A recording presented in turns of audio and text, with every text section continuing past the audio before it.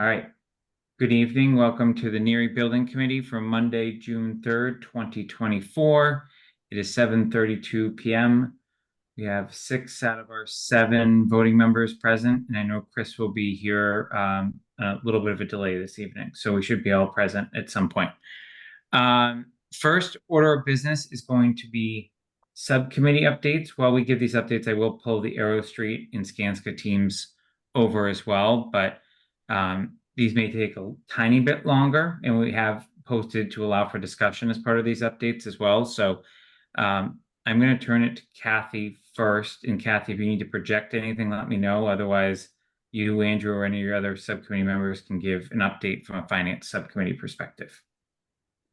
So Jason, I think I probably should use the info I sent to you. Okay. Sure. If I make you co-host, you ready to share it? I want to say something first before so people start staring at the numbers. I kind of want to set this up. Okay, go ahead. Floor is yours. All right. So hi, everybody. So the Finance Subcommittee met last Thursday night to start talking about the impact of the cost estimates on town finances and specifically on real estate tax assessments. So we asked Brian Ballantyne to help us put together a model of what we thought a couple of the more likely choices of the 12 that we have would end up doing financially. So Brian quickly did that, and he also worked with our outside bond consulting firm, Unibank, to help us. We met with them and told them what we were looking for. So they came back, and we've got at least a preliminary estimate of what the impact of 4 of the 12 options that were submitted to the MSBA would be, using the estimated costs that were included in the PDP. So everybody's got to understand that. They are estimates. They are early estimates. We are also projecting a 5-year budget for the town, which of course also includes a lot of estimates. So lots of estimates on top of estimates, but we've got to start someplace. So I think what I'm going to show first is kind of the summary. And Brian or Andrew Pfaff or Mark Davis, the other two members of the committee, and Becky, feel free to chime in if you think I've left out something or misstated something.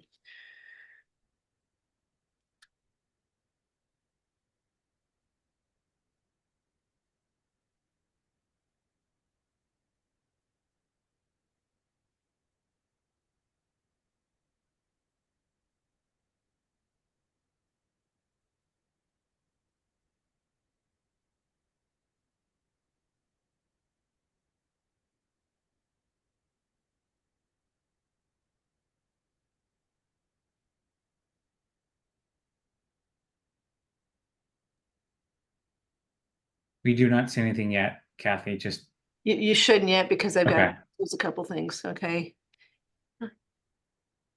No.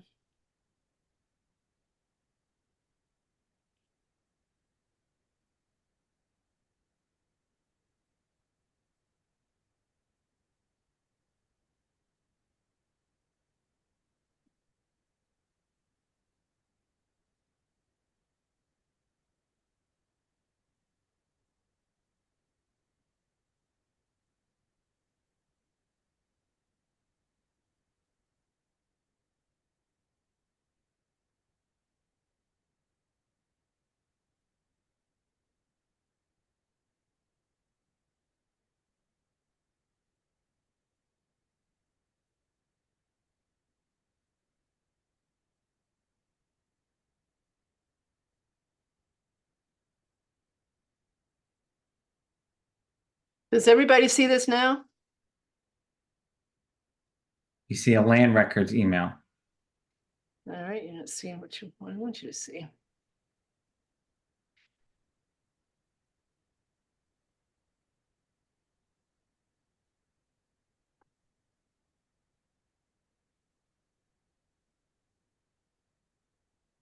Now?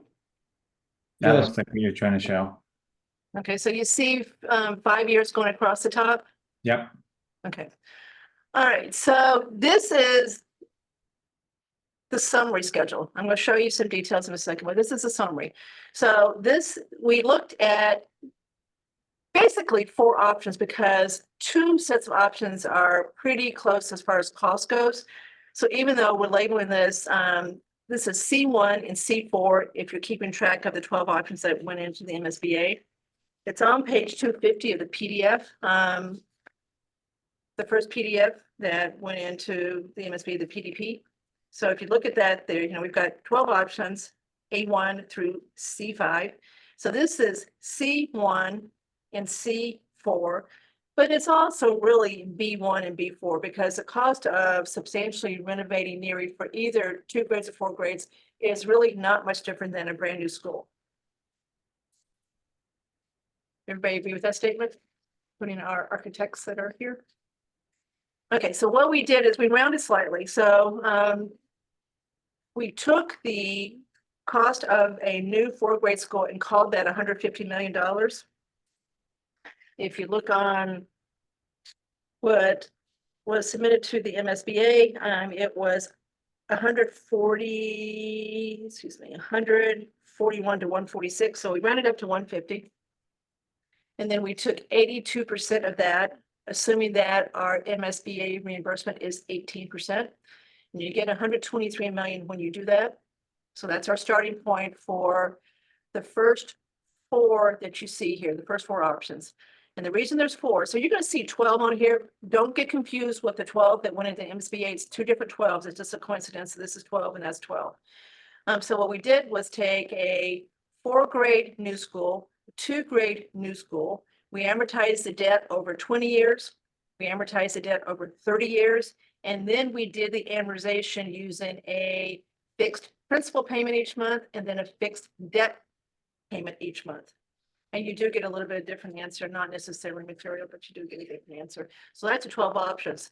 And then the reason we got 12 is we also added on to the 4-grade new school, the cost of a community center at Finn based on the work that the Community Center Exploration Committee did previously to estimate what it would cost to build that out.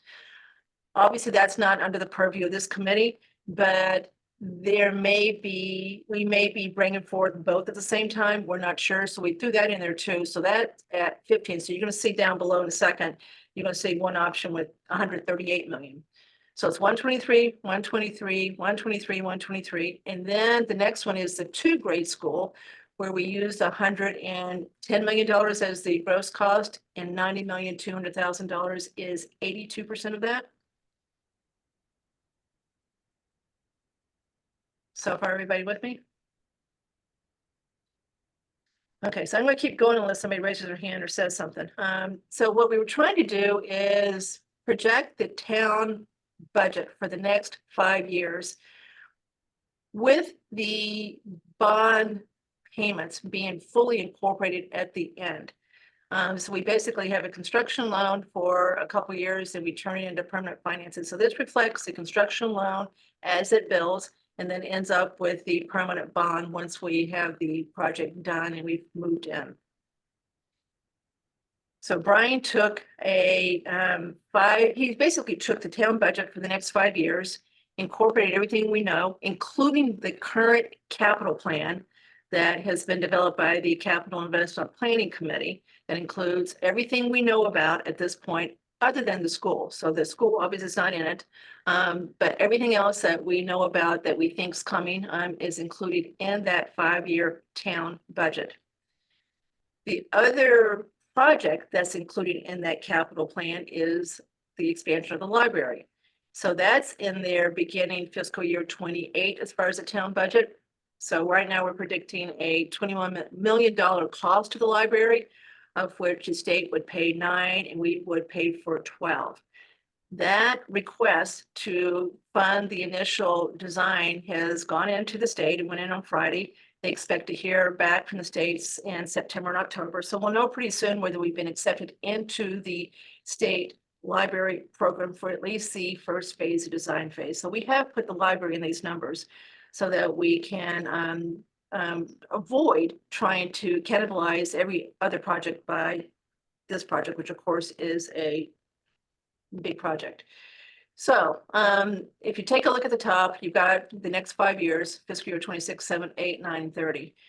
So if you just go from left to right, and let's stay on the first one where we've got a 30-year term of the bond. So we spread the bond payments out more than 20 years. You can see the projected tax increase to a house on the second line, the 13, the 11, the 12, the 7, and the 3. Now, this is not perfect. We can tinker with this as we refine the cost, as we understand more about the schedule, but this is probably in the ballpark estimate of what the tax increase will look like based on the estimates that Brian did. So we're talking about 24, 36, 43, about a 47% increase in real estate taxes to a resident from over 5 years.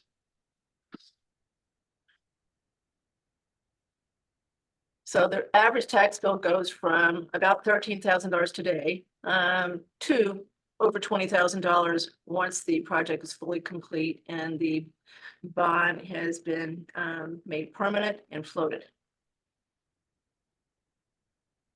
So you can just kind of go down the right side under fiscal year 30 and see how the taxes grow under each scenario. So there's not much difference between surprisingly, between the 30-year amortization and 20-year amortization. I thought there'd be more, but there's not. There's a little bit. The reason you do 20-year versus 30-year, you're going to save a lot of money on interest by doing it if you can. So, if I just looked at this, I'd say, well, we might as well do 20 if we're not going to save any more than what we're showing here. But TBD. So I'm going slow because I'm trying to gauge your faces to see what questions you might have. Kathy, can you scroll down? We're only seeing the first 5 Yes. rows.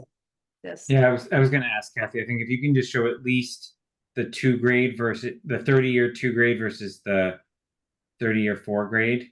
I think Okay, that's so I'm now showing you, see 3, so I've got 3 of the 2 grade up there now. See those? Yeah, just scroll up a tad. I think the important comparison, just to start and level everyone, is if just scroll a tiny bit more. Yeah. Or zoom out a tad. Like I think it's the top row of that. Stop right there for a second. Right? It's the comparison for a 2 grade versus a 4 grade school. So the average residential tax bill estimate at that top scenario compared to the one where it starts with the 2 grade scenario here. Can everybody see my cursor?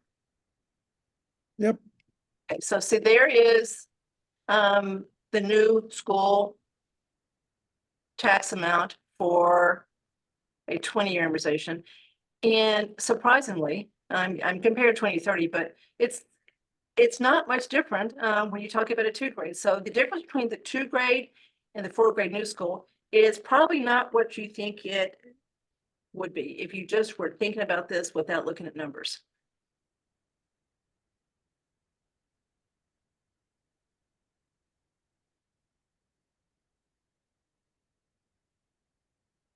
So I have 2 points, Kathy, if now is a good time to make them.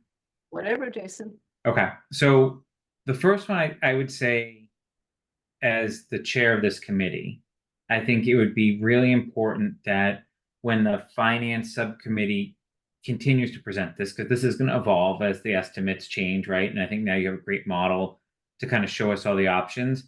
I think it's really important to show in isolation the impact of this project compared to everything else that has been envisioned, right? Because we obviously don't control the town's operational budget. I'm sure you have some flat percentage there.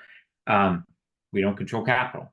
I'm going to get to my point as the capital representative in a second. But I think that would be helpful for us because we're going to ask voters when we present a slide eventually to town meeting, whatever we're bringing forward, we're going to present an option and show what the cost of that option is. We obviously have to show the bigger picture too, because we'd be misleading anyone if we didn't do that. But I would prefer to see this kind of split in half, right?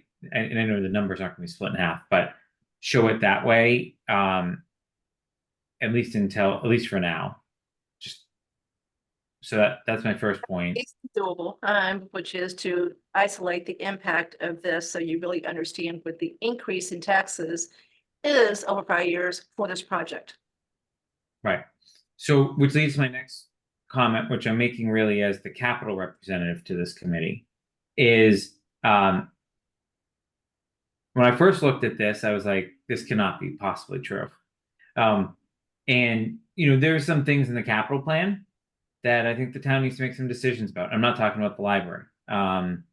There's road projects, there's roofs at schools, there's how do you pay for some of these things? Like, should you be getting a grant? We carry everything at full cost. So what I would encourage people to do, because capital has not refreshed our capital plan moving forward, so it's kind of surprised to see some of these numbers as high as they were. We all know what happens to capital every year. Like, the town makes tough choices of what the highest priority is. And I think this is another example of where capital will certainly make recommendations to town meeting and to the boards that make recommendations to town meeting. But the town is clearly going to have to be in a prioritization mode. It may be the school, it may be the library, it may be both, it may be roads. Like, I don't know, right? But that's, I think, an important thing just for people to realize that capital has a lot of work to do. Our job has been fairly easy over the past couple of years, mainly due to ARPA, some donations, and kind of preparing for this project. But now is, I think, going to be the tougher part of where capital really has to help prioritize for the town and lay it all out for the town to make these decisions based on what their appetite is to fund some projects. So nothing for us to do there, but I just think important to note that I think these numbers probably will only get better unless there's an operational thing I don't know about buried in here, which is outside the purview of any role I have. So I got to say on this for now. Thank you, Kathy and the team, for pulling this together. I think it's a great starting point for us to continue to leverage off of. So let me just add a little bit more color. I'll be the color commentary here too, what Jason just said. Yeah, there's a lot of estimates here, and yes, capital, as Jason knows, we've got a lot of money in capital that we don't normally have, but the library is part of that too. So the library is a big chunk of that increase in capital. We've got some other things that are coming up that we don't have in this. We know we've got a cleanup project in Breakneck Hill Road that seems to be troubled at this point, and we probably don't have enough money for that set aside. And there's a couple more things that I know about that are coming up. So I hope this budget is reasonable as far as the increases we have in it, but there may be some things we've left out of this too that will have to be added to it. So I think no matter what we leave here, the reason we thought this was important to do this now instead of later is because this may inform your decision as far as which of the 12 choices you believe we ought to pursue. It's such a set of big numbers. I think you got to kind of know this first before you then decide what you think we really can afford, what we really can do here.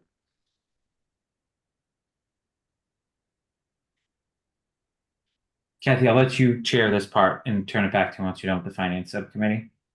Denise.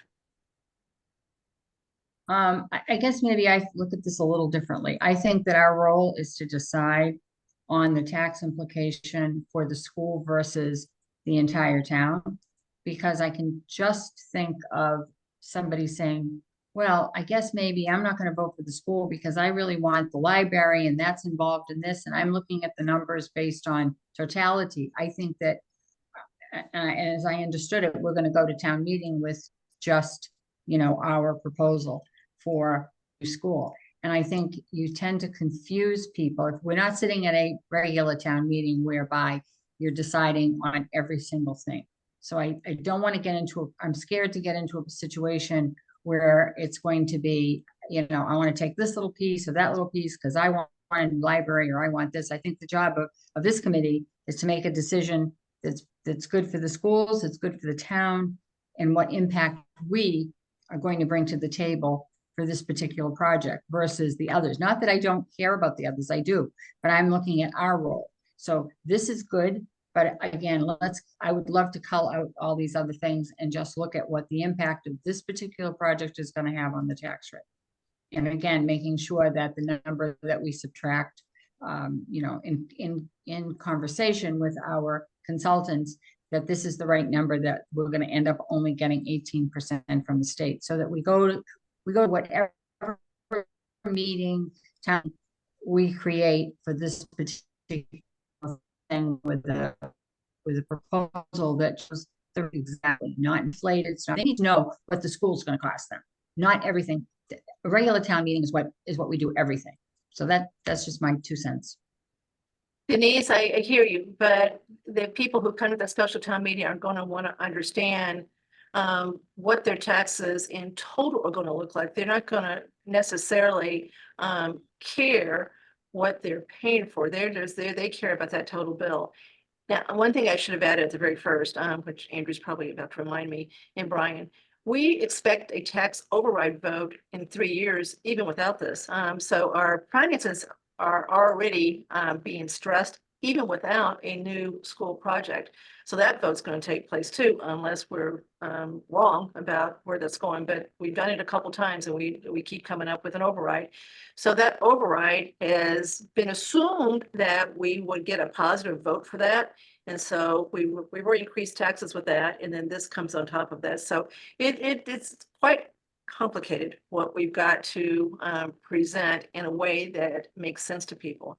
And remind, we've got to have a 2/3 vote for this at town meeting, and then we've got to have a ballot vote following that. So we've got a lot of hurdles to get over here to get this approved. My Andrew? concern is the variables, Kathy. It's just that, you know, I guess, I mean, there are going to be a lot of parents wanting their this new school versus there are people that won't. And I just don't want to mix. I guess maybe we do it in a different way. So this portion of the increase is for the schools. This portion is for the library. If we're going to do it that way, then people should have the ability to make those decisions based on items, which I think gets rather complicated. That's all. Andrew? So I just think, you know, so for people to understand the debt that we're talking about here is significant to a town of our size. So this amount of debt would put us in, if not the highest debt ratio of any town in Massachusetts. My calculation, it would probably trigger at least a 2-grade decrease in our bond rating from S&P, if not a 3-grade, just because of the level of debt service to our overall ratios. So just something to keep in mind there. And it would put our tax rate in the top probably 5 of the state, right? I mean, there's some other big projects going on in other towns, but this is a significant absorption for this size town. So, you know, some of that concerns there. The other big outstanding concern that we don't know about that I might task Keith and Greg to think about is the other schools' last renovation was 03, 04, and 06, if my MSBA data is accurate. And if we're doing a 30-year bond, you know, that'll put those schools very close, if not into the 50-year, you know, kind of window where they say schools should, you know, have a useful life of 50 years. We seem to be doing renovations earlier than that. So my concern is that within that 20-30-year bond payment window, we're going to need to do 1, 2, or possibly 3 other school renovations while we're still paying this off. And the impacts of that could be catastrophic at that point in time as well. Go ahead, Mark.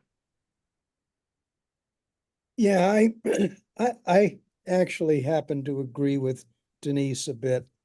It's fine for us to see an overall budget impact, but we are 2 or 3 years away from approving a library project. What we're doing down at Finn, it's good to present that number, but it's still a school building. The school committee has not surplus that building, nor will they for a couple of years. It's not a viable project until all those steps have been taken. So there's a lot in here, and yes, it's good information, but I think they also need to see a pure school project and see what that looks like. The other point I have, and I'm having a real difficult time explaining to people why we're only getting an 18% rate from the state. As far as I'm concerned, for some reason, the state is putting us in a horrible financial position. And whether they should hear from us, even if it's back to the legislature, something's wrong here that we drop from a 60% reimbursement rate 20 years ago to an 18% rate. And I don't know of any town, particularly one of our size, particularly one where we're strained to balance our budgets because we don't have a huge industrial base, how anyone else could do a project like this. So I'm kind of looking at this. Yes, construction costs are high, but they're high all over. I'm hoping they'll level off and start to go back down over the next couple of years, but who knows? But I really think separately, we should appealing back to the state to determine why this rate is the way it is and what can they do, because if we move forward, which we have to at some point, this is just incredibly straining on any town that would be in our position, and it just doesn't make sense to me. I do think that there is, I'm sure what the right answer is, the fact that right now we believe all in construction costs are about $1,250 a square foot. And yet MSBA reimburses us at 510. And a large part of the cost here is caused by prevailing wage laws. It's a big chunk of this. So given that it's all state, why does the state, through the MSBA, not recognize that and reimburse based on actual costs? That makes no sense to me either, Mark. I don't think us saying anything is going to do much good, but it really is the spread between what they reimburse and what we really are going to incur here is significant. There seems to be, hypocrisy is not the right word, but if they want prevailing wage laws to make sure that people, that, you know, the workers get good wages, great. But then why then don't they recognize that in the reimbursement and reimburse us at those rates? So I don't know if Stanska or Yarrow Street has an answer to that, probably not, but it doesn't make sense. I agree with you.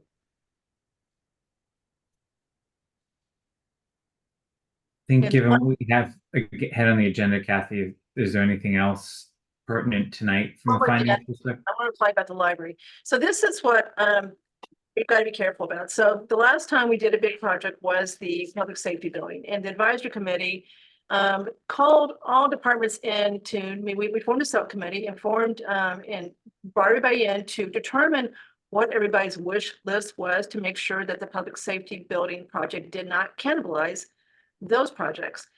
We went out 30 years too, which we haven't done yet with this. So we went out 30 years and we put a library in there and we put a community center in there. Don't ask me why we didn't put Neary in there. I don't know. We should have, but we didn't. And we felt that it was going to fit fine. We did a schedule. We showed it was going to fit fine. That's fine. So if this time someone says, wait a minute, I don't want to do this. If it's going to preclude a library, we're going to have an answer for that. So that's why this is all rolled in here. So you can see what it looks like with both in there. I don't know of any other big project immediately other than some school repairs to the other schools.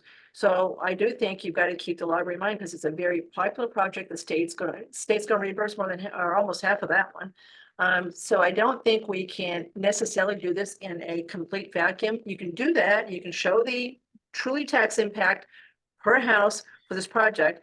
But I think you've got to, again, show everybody what their total tax bill is going to look like, because a lot of people only care about that bill. They don't care about what the parts of it are.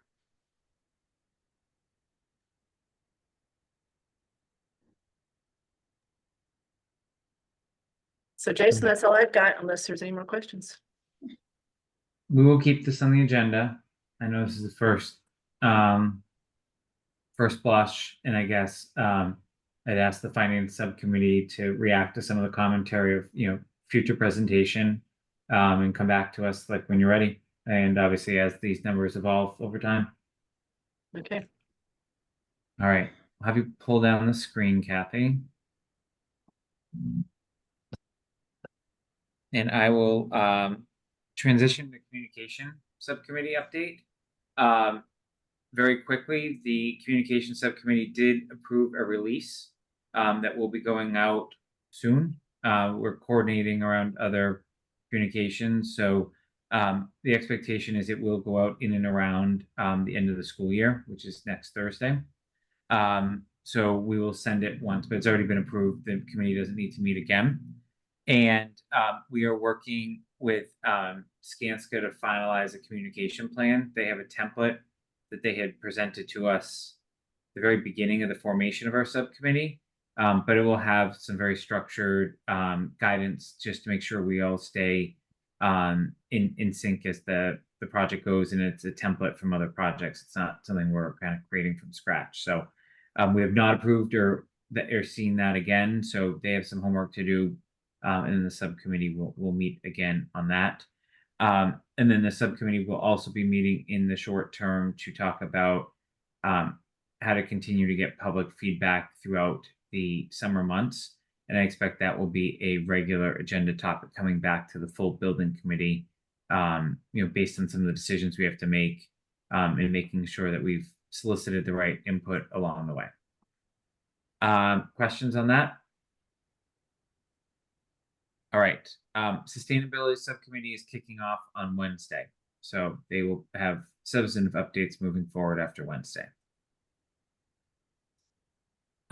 With that, so this agenda is going to look a little different than we typically have, just due to some of the decisions we may start to make tonight. But obviously, we have regular updates from the team here as well. So I will turn it to the Skanska and Arrow Street team for their brief kind of schedule and PSR update process. And I guess, Jim, if you can introduce Mary Ann as well as part of this, that would be great. Yep. Yeah, definitely. Thank you, Jason. Yeah, so just wanted to introduce Mary Ann Williams from Skanska. So she's going to help support the team in kind of this critical phase of the feasibility study, all the way through schematic design. She's definitely one of our subject matter experts in the matters of feasibility studies. So just want to introduce her, and she'll be attending these meetings going forward. All right.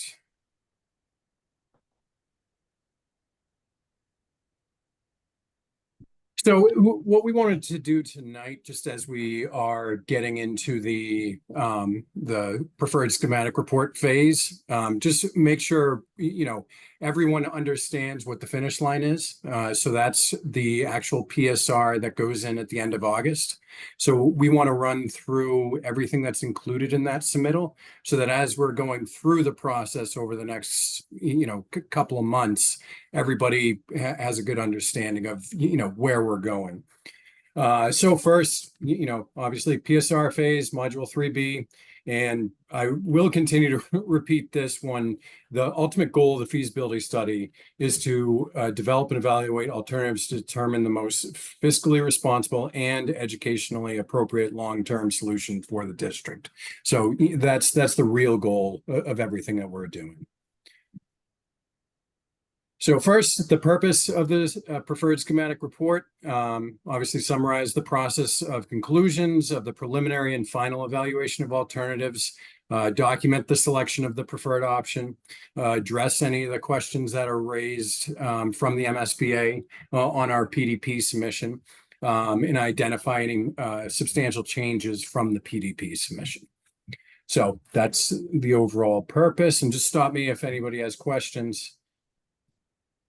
So now we're going to go through the actual sections that are included within the PSR. So first is just an introduction, overall process undertaken, updated schedule, summary of these three sections, which we'll go into in a bit more detail in the follow-on slides. And just you have to submit the MSBA PDP review and district responses.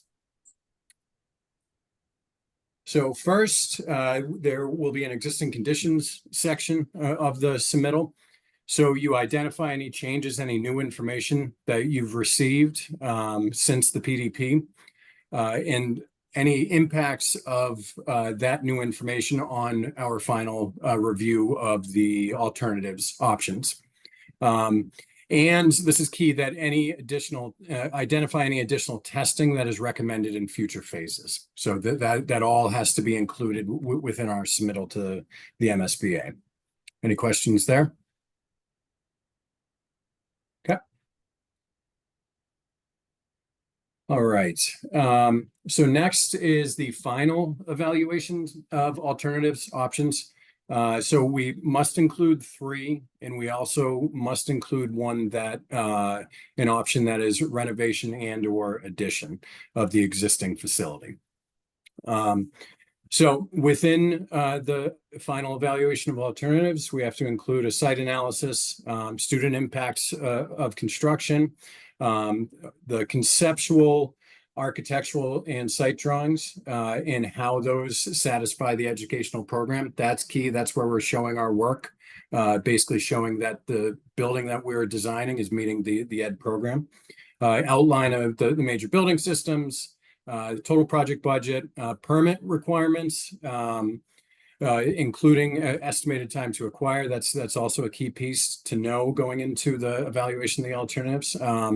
Proposed schedule, and include detailed review narrative tables to indicate how and to what degree each of the alternatives addresses evaluation criteria set by the district, set by this committee.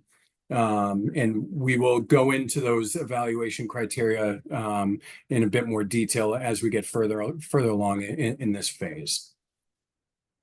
Any questions there before I jump to the next section?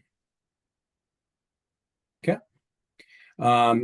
Within the final evaluation, obviously cost is a key piece of this. This is the table that we have to submit. This has our square foot, our cost per square foot, and ultimately the total project budget, so that we can compare all of the options across those various metrics.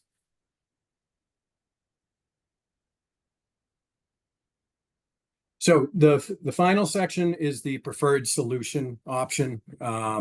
They use alternative solution interchangeably, but all of these are the preferred solution. So it describes the preferred solution and how the solution meets the ed program. So within that, the ed program, we have to update it based on any comments that come back from the MSBA as part of the PDP review. Key components of the district's program and how the preferred solution meets them. Again, it's always going back to how does what we're doing meet that ed program. This is key to this project. If grade configuration differs from existing, must include educational benefits and a transition plan. So we have started that discussion with Greg and his team, so that they understand what has to be done there. The preferred solution space summary. So if there's the space summary that was submitted in the PDP, if there's any variances, we have to give a reason why when we submit for the PSR.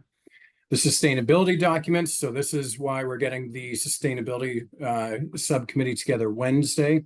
So we have to complete a LEEDs or CHIPS scorecard. That's one of the selections that we have to complete, whether we go with LEEDs or CHIPS. And also include a statement of proposed additional reimbursement points to be pursued. MSBA offers up to an additional 4 percentage points for various green sustainability features within the building. And then obviously the building and site plans. So I went through a lot on that slide. Any questions? Jim, can you go back to the previous slide that had the 6 on there, I think? Sure. Why did you 1, 2, 3, 4? Why did you choose 6 here? So this is just the template straight out of the MSBA module. Okay, so it has nothing to do with us. No, yeah, this is just the template that MSBA gives you. Okay. And Jim, on the next slide for the additional points, Do we also have to do that same for the other additional points you might be asking for? Or is that just part of the calculation? That's part of when you get to the project scope and budget with all Okay. those other reimbursement points. Yep. This is the only one that requires a narrative at this stage. All right, and then again, going back into the preferred solution, total project budget. And this does include the funding capacity and districts not to exceed total project budget. The local authorization process. So, you know, if it's town meeting, whatever that process is, an operating budget statement. So that's the cost to the district to operate the new facility. So they want to see that as part of this. And then the updated project schedule, all the way through closeout of the project. What does the first one mean, including funding capacity? What does that mean? So that is, it's the budget statement essentially from the, like we did with the PDP, where we had to state what can the district fund from a borrowing perspective. But I don't understand why they asked that. If this debt is excluded from 5%, why is it irrelevant that they ask this? You can do what you want to do because it's excluded debt from that computation. Doesn't mean you should do it, but I don't see why they even asked that, given that this debt doesn't count. I mean, it's a good question. I think they want to show the due diligence that it's being considered for that debt. That would be my response. Okay. Okay. And so that's it. So we're going to jump into the schedule next. But any questions on the process that we didn't touch on? Okay. All right. So next we're going to jump into, we laid out, you know, all the meetings from now until the PSR submittal to the MSBA, working with Arrow Street. We put all of these, all of the building committee dates on here. So obviously we're meeting tonight. And the cadence, except for around the 4th, because we have the holiday, we're going to do a building committee and then a working group the Thursday prior, and then a building committee the following Monday. And that's pretty much how we'll go as we walk through this.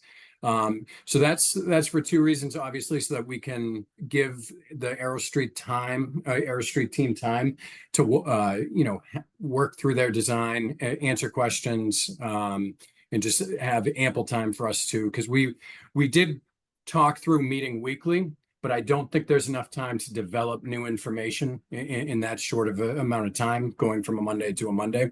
So that's the reason we didn't elect to go every Monday.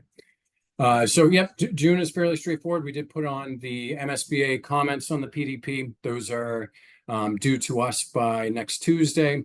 They get 21 days and then we get 14 days to respond. So our comments will go back in on the 25th. We have put a couple of community forums. So right now we're showing the 20th and 27th. We have to work through the cadence of that, obviously, and the availability of folks over the summer months after school is out. And we can work through that a little bit more probably with the communications subcommittee. We're talking about two different forms back to back.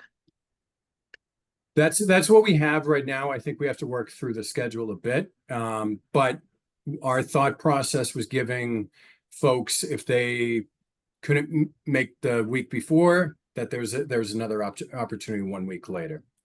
So again, it's something that the community forums, we definitely have to work through a bit more on the dates. Okay, so we do double up from the 17th to the 24th due to the holiday, assuming that a lot of people are likely traveling or off the week of the 4th. So this, when we go into July, this is the key point. We will have a building committee on July 10th, and then a working group community forum the week of the 15th. Right now, we have that we will choose an option on either the 15th or the 18th. We've set 2 meetings for that. We will have as much information as possible to that date. So what is driving this date? Because I understand the submittal is in August. We need to turn over the options to the estimator so that we can put that final total project budget together so that we have finalized numbers of our preferred option. So that's really what's driving that date to pushing into mid-July. So, and we would suggest, we can talk through it a bit, that because of the, importance of that decision, having an in-person, face-to-face meeting, the project team thinks would definitely be beneficial. It can be accomplished over Zoom, but we would suggest that meeting to be in person. So again, as we go into August, we will receive the estimates on August 6th. And then we will present the estimates the following week to the building committee on the 12th. The draft PSR goes out to this group on the 14th. We can continue on the discussions of the estimates if needed on August 19th. Prior to the submittal of the PSR, we are suggesting a community forum on the 22nd. And then on August 26th, we would vote to submit the PSR.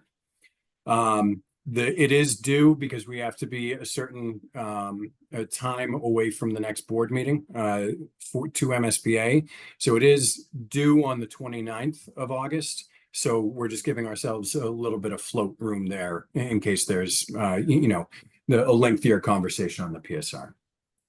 So that's how everything lays out going up to the submittal of the PSR.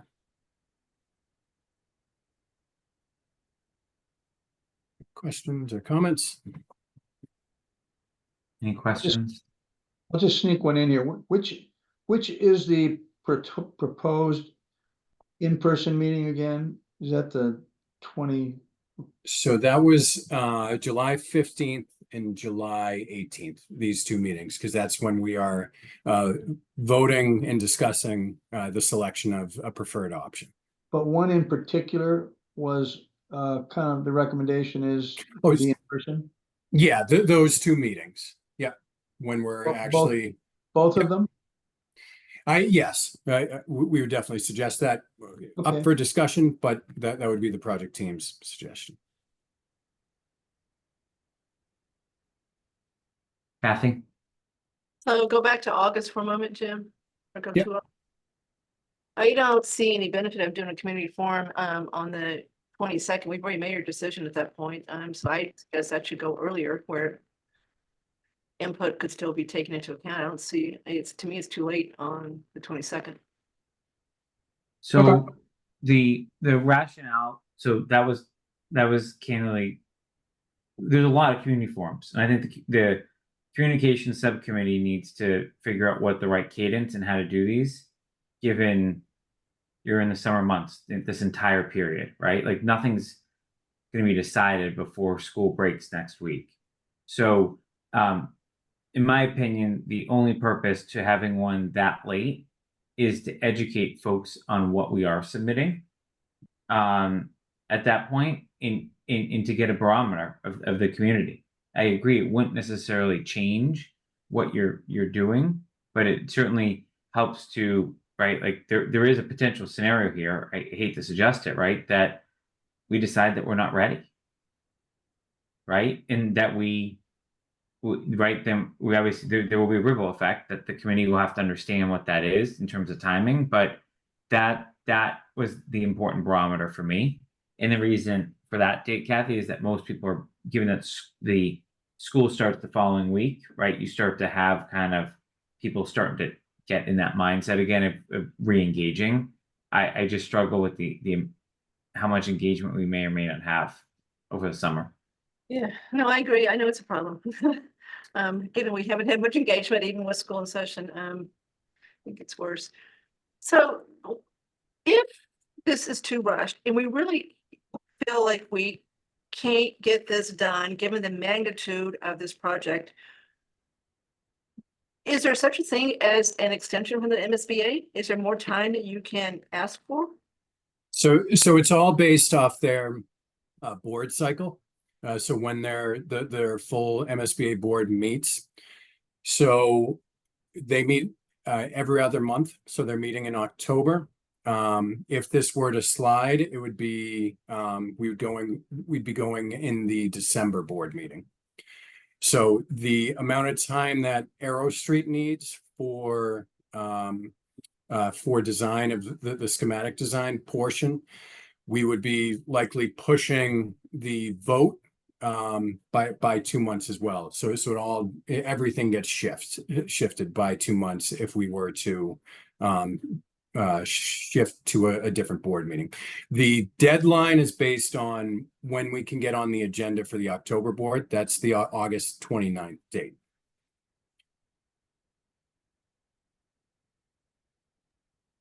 Is that it for now, Kathy? Mhm. Andrew? Jim, can you just go back to July for a second? Yep. So Jim, just for clarification, we're choosing an option and then we're getting the estimator. Will we have pretty concrete estimations prior to choosing the option? Like how much plus or minus are we going to get out of the estimator than what we had to make the choice? So I think as we, and Arrow Street, you can chime in on this just as far as the work that we will do between now and then. As we're shifting square footages, we can continue to update the estimates. So we will have comparative estimates at this time. However, the final estimates will be on the preferred solution after that. So we will have the best numbers that we can for comparative purposes for these meetings. So can you go to June again, Jim? Yep. So this is tonight. So we got 3 meetings before we decide. 2 here and 1 in July. 2 or 3 in July, right? There's one. Yeah. There's 4 meetings. Well, I count 3 till we get to the 15th. We So tonight. 1, 2. Okay, so if you count tonight. Yeah, sorry, I was counting tonight, Kathy. Okay. So yeah. So it's definitely fast tracked. And however, we will have as much information as possible for the decision of the option. Is it possible to get the estimator on 2 options prior to choosing? Larry, Katie? My concern is that we're gonna pick an option based upon a square footage estimation or a not as accurate estimation. And then we're gonna send that only one option to an estimator to get a final number where maybe our original estimation that we used for the choice wasn't accurate enough. Yeah, I mean, we can discuss with the estimator updating the other numbers as well for if we come down to 3 options. I think Larry, Kate, I definitely think we can have that conversation. Yeah, I think to Jim's point, we typically are doing a comparative estimate between different options. And then we're trying to take the preferred option to another level of development with the estimate. So that's where that's coming through in terms of trying to get that one more developed, a more detailed estimate is essentially what that's trying to do. So to pile on to Andrew's question a little bit, let's just say we tend to be aligned in a vote on something on the 15th or the 18th. And we vote on it because it's getting $50. We think it's going to fit the town's budget. It meets all the educational needs, and we thought through the 2 versus 4 grade. And I just threw out $50 just for illustrative purposes. If it comes back and it's really $70, we made the decision based on the fact it was 50. That's basically Andrew's question. Does that happen? Are you ever that far off in the cost estimate? I realize the bidding landscape is totally different down the road, but in the cost estimate, are we gonna see a situation where the number could go up so much that it would basically cause us to claw back our decision making that we had made prior to the cost estimate? That's, I think, the concern. Yeah, I mean- and go ahead, Larry. I was gonna say, hard to predict, because, you know, that's what you guys are better at numbers than I am. 30% increase in the cost in your particular example. There's always, at every sort of round of estimating, and a level of value engineering, you know, what can we reduce the cost by? But I would say that's typically in the 5 to 10% range. Yeah, I think it would be interesting to know kind of the margin for error under, call it, you know, grade B estimation versus grade A estimation. And then what would it cost for a grade A estimation prior to making the choice was kind of my thought process. Mhm. It might be worth the additional money to make sure we have really concrete numbers and there's not much changing after we make our choice. Well, the estimated, it's gonna be third party, right? Skanska's not doing this in-house. Correct. Yes. Will the estimated just be used in cost per square foot, like we develop the budget, or is he gonna get into the nuts and bolts of some of the specifications? A little bit of both. Okay. They are certainly doing a detailed line item estimate.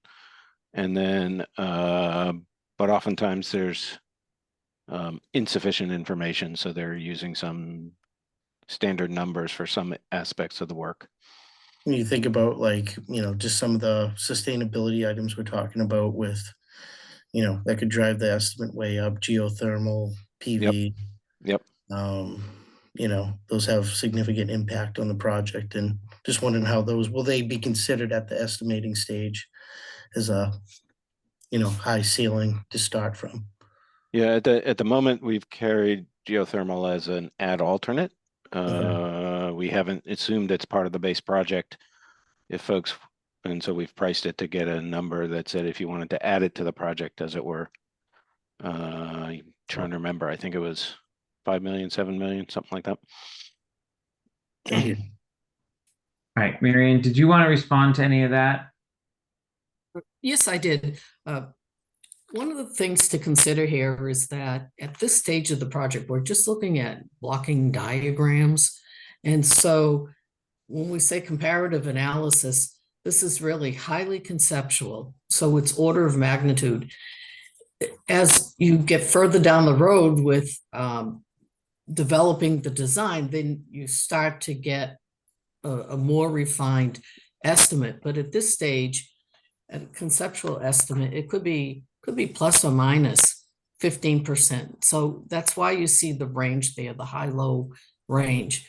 As we, and it's not a function of spending more money to have a deeper estimate. It really has to do with information that's available at this stage of the game. And to truly let the feasibility study evolve here, the recommendation would be that you look at what is the pros and cons, what is the best option that supports your educational program, that creates the least disruption to your school operations currently, and that there shouldn't be an illusion or a false illusion that there's this level of greater level of accuracy than there really is in the numbers. It's a range, and as we get further into the preferred schematic module 3B, you'll see that more information becomes available and informs those numbers. But again, it's comparative against across, I shouldn't say against, across all the options. Thank you. Kathy, then Andrew, then I think we're going to move on from this topic because we have quite an agenda ahead of us still. Can we go back to June again for a moment? Okay, I just want to make a couple statements and see if I'm right. So Marion, I heard what you said and I agree with it. So the idea that we're going to have numbers to really work with, cost, to make our decision on July, whatever the date is, I think is not correct. There's no schematic being started until this goes to the MSBA till we submit the PSR. I don't see how I can make a decision without knowing I've got a number that it won't exceed. So I'm going to go back to my first presentation just real quick, which is to say, what Andrew didn't say is that right now, based on the numbers that I showed you, we would end up with the second highest tax bill in the entire state, only behind Weston. There may be Wellesley coming in because they're doing a project too, but to say that we're going to be second behind, we're 32 right now, but moving up to second, I just can't make a decision until I understand the impact of this on the overall tax bill. I'm sorry for those that disagree with that. It's just so big. And then to make a decision before you have the estimator come in even again, that we've got to work with the numbers we have right now, I think is really dangerous, given we've got a site that is tenuous at best. We've got an estimate of what's going to take to remediate it, but what if we're wrong on that? What if that blows way up? So I am really concerned about this process only because of the magnitude of this project. If this were $20 million like the public safety building, no problem. We know we could afford it. We're just getting into the territory that I don't know that we can afford some of these choices here. And therefore, I don't know how I vote on one without truly being confident that we have a number that is very much in the ballpark. 15% on this is a lot of money either way. And I understand it can come down. I did on a public safety building. I get that. But with only just a per square foot estimate here, boy, this is, I think this is really going to be a tough way to approach this. Just because of the magnitude of it. And to be clear, the numbers will change between now and July. They just won't be through a full cost estimation. And they're going to Right? change as we think the square footage is going to come down. Is that why we think they'll change? Yeah. Okay. Like, so as the team continues to do work behind the scenes, right, in refining some of those square footage numbers and answering some of the questions that have already been asked by the committee, we know that the square footage isn't going up, right? And that's the one thing we can all agree on.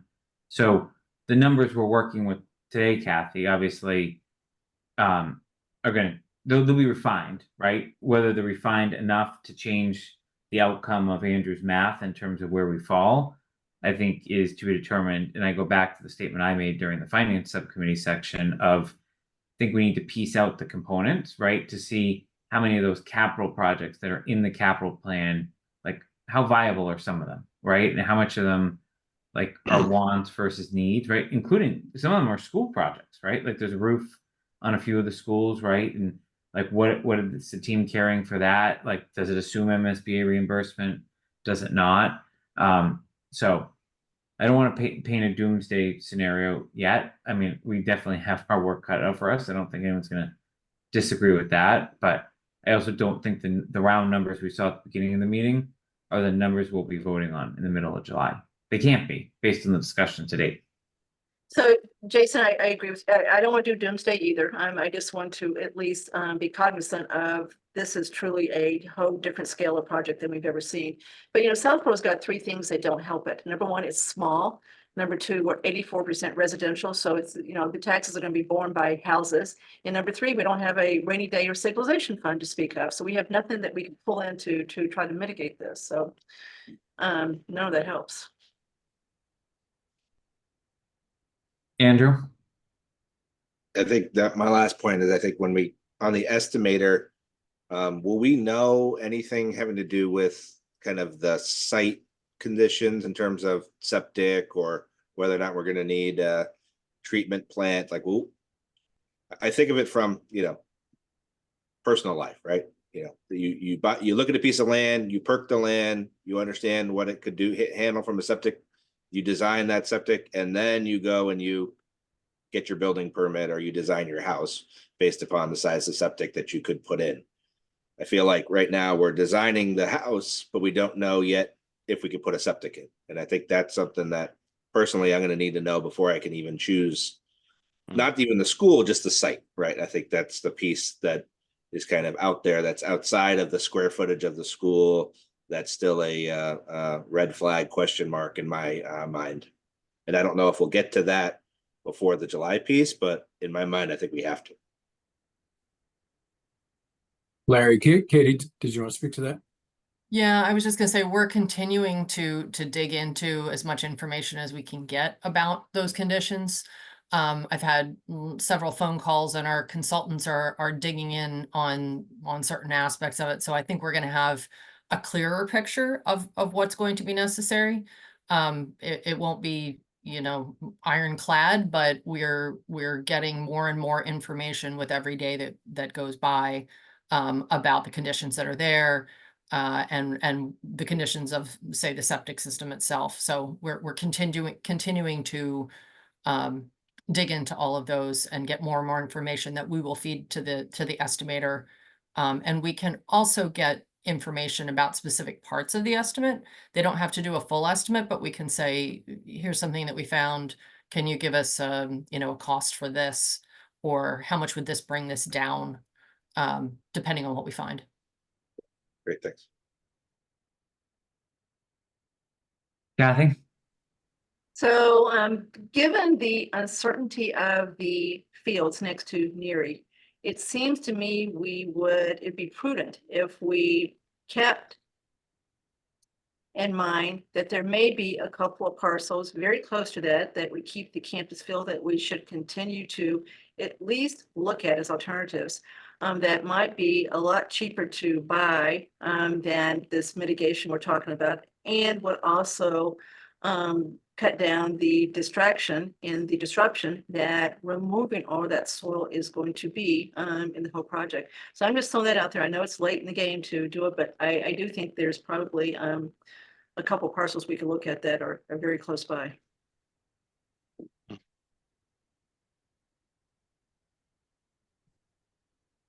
Okay. I think we are going to move on to the next topic. So Kathy, I think this is going to be your favorite topic based on the chart we've been talking about. We're now at the point that we can eliminate options if we so desire. So the way I structured the agenda was to allow us to discuss each of the options in groupings. And if we are comfortable, we can take votes tonight. If we aren't comfortable with whether we want to study them more or not, I think it's important to throw out to our consulting team here what we want to hear, what we want to know more about, so that we can start to make informed decisions. So Jim, Katie, team, like, do you think it's best to show your option slide and we'll go kind of one by one, or how do you want to do this? I can show the option matrix. I think the way that you had it laid out by going first through base repair, and then sort of stepping, that made sense. Okay, so Want me to share I'll go through my agenda, and I guess if anyone needs details or reminders on some of these in terms of cost, etc., certainly let us know, and Katie has a lot of the data at her fingertips. So the first item I wanted to discuss was base repair. There's two base repair scenarios, right? One at Neary and one at Woodward. Did anyone have any thoughts around whether they want to pursue this any further?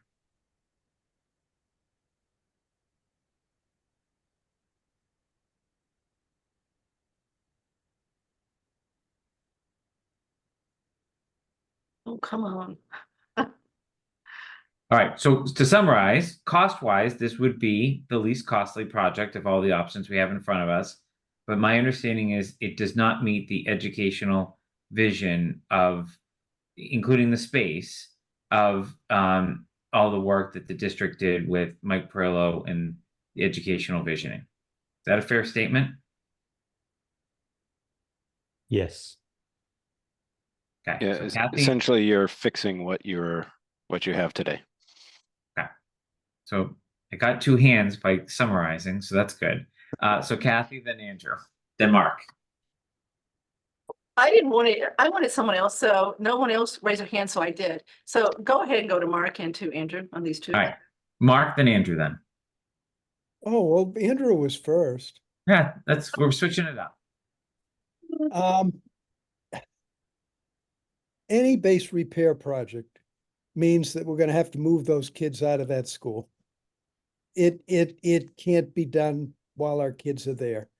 So you're gonna see a year or two of kids' educational program be impacted by it. And on the basis of that, and the fact that the numbers are very high, because there's so much that needs to be done, I'm just not in favor of either of them.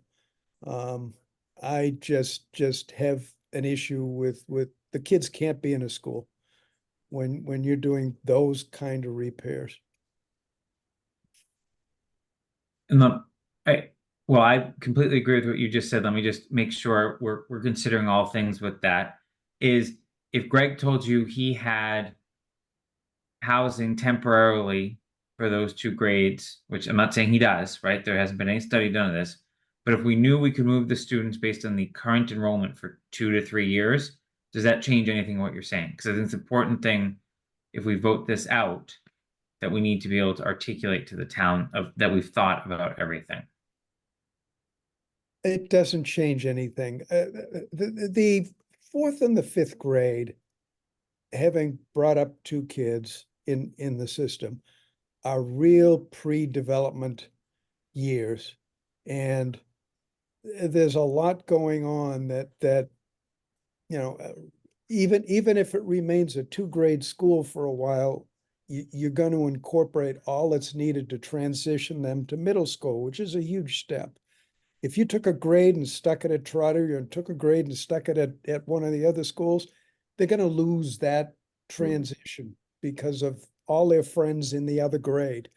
I just think socially and moving the kids around is just not going to work. I had to ask, but thank you. Andrew, then Kathy. So I think my question is pretty simple, is I still want to kind of see that version of post new construction, keeping a portion of the old building, but I don't know if it's in this scenario or the reno scenario that we could look at that scenario. Larry, you like to respond to that usually, so I'll give you first. Thanks. Well, the base repair as defined by the MSBA really is fixing what you have. Okay. And I think what you're suggesting is more of the ad reno. We keep a portion and we do something else with another portion of the building. Okay, but I'm fine with the base repair. Okay.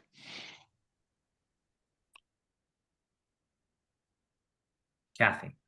Andrew, did you say you're not for base repair? Is that what you said? I don't think we need to pursue base repair. Well, one other thing a community member asked me the other day was, can we just like do a facelift, right? And I think I think if we do something, it's going to be a significant base repair, right? So I think, to Greg's point, educationally and the quality of students there, that the school is, in my opinion, a little bit too far gone to just put some, lipstick on the pig, and that anything we do there even is going to trigger, a big to do that might not be worth it in that building.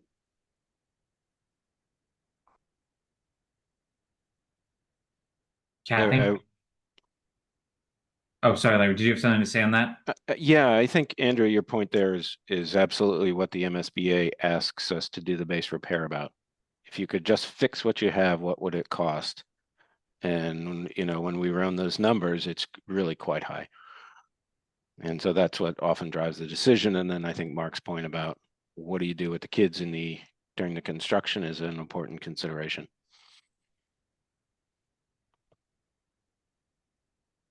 Okay, Kathy. So I agree with Mark's rationale for not supporting either A1 or A2, and Andrew's also rationale. If you're going to spend $62 million on a school, you should have a new school that has a whole lot more in it and, takes advantage of all of what you know about education. So to fix Neary for $62 million, I don't support it. I don't even know what Dixon Woodward means. I mean, it's a fairly new school, so that one, definitely negative. So I am not supportive of either A1 or A2. I'd like to get those sewn out fairly quickly. Okay, seeing no more hands, I'm gonna move that we remove options A1 and A2 base repair at the Neary School and Woodward School for future consideration. I think Kathy seconded it. No, I didn't. Second. Second. No, she did. Any further discussion? All right, roll call vote. Kathy, Aye. Andrew, Aye. Mark, Aye, Roger, Aye. Denise, Aye. Chris, Aye. and I am I as well. So that's a 7-0 vote. Okay. Next, new construction at Woodward, which is option, I don't have the option chart in front of me.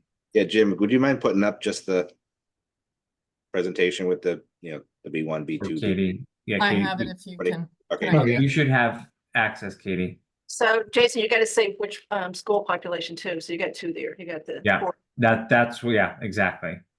All right, so we are looking now at new construction at Woodward. I was thinking more which- of the ones with the pricing and the square footage and all that stuff. C3 and C5. Yeah, C3, C5. Does anyone have any conversation about this? No, because the number of students doesn't make sense in C3.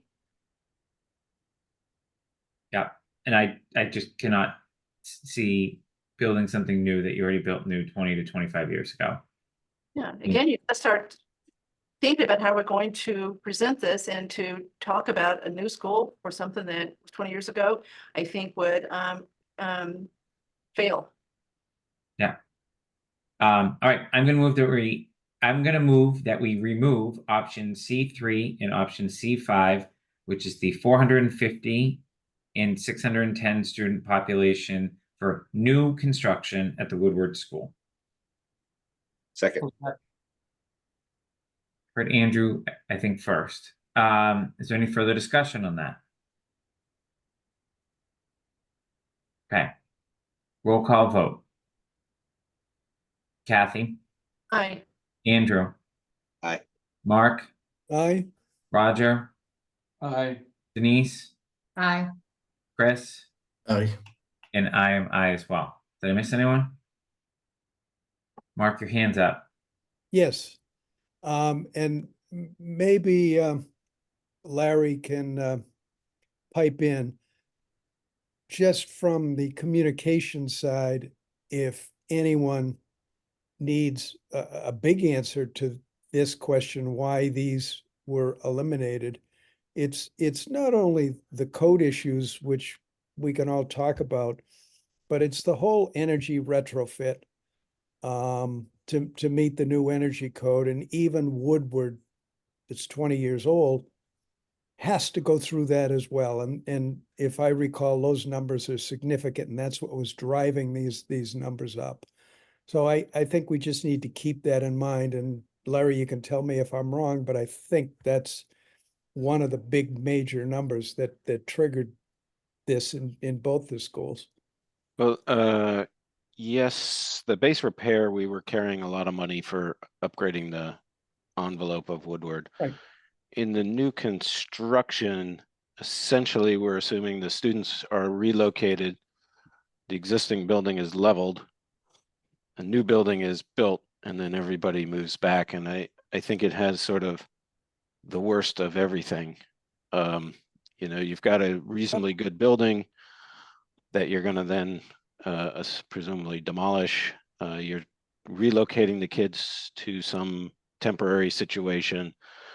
There's really not space on the site for new construction, et cetera, et cetera. So, it sort of compounds itself. And I think this is one the MSBA asked us to look at, but I think everybody has thought there's not a lot of logic to this one. All right. Next, add renovation at Neary, including cost benefit discussion. And there's a lot of add renovation here. So I'd like to piece this, and look, it's Neary and Woodward, right? So I'm gonna offer some thoughts on the middle column, 450 students. I'm really struggling with why we would build a 3-grade school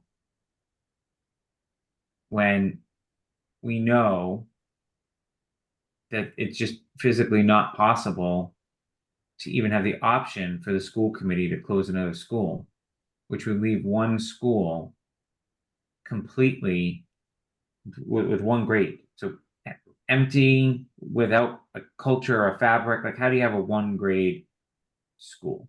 I just, so B2 and B3 for that reason make no sense to me. Now, if we were talking about the potential to add on a wing to Woodward to accommodate a 3rd grade, plus new construction at Neary, and if that was financially feasible, which I don't think it is based on the numbers we've seen, but if we were allowed to explore a situation where you could have 3 grades at 2 different schools, I personally would be open to further conversation about that. But as presented in this box, the way we've seen it, I just don't think it makes sense to have 1 grade at a school. And I don't know what you're achieving by adding extra square footage to a new Neary other than if you had a population influx down the road that no one is predicting. So that's where I would like to start, is B2 and B3, because then I think the others are much deeper conversation. I agree, Jason, but I would just throw C2 and let's just make it efficient. Agree. Don't disagree with the comment. I just want to stick to the agenda. So, because I'm on the renovation part of the agenda, but I guess it doesn't preclude us from adding a motion on that.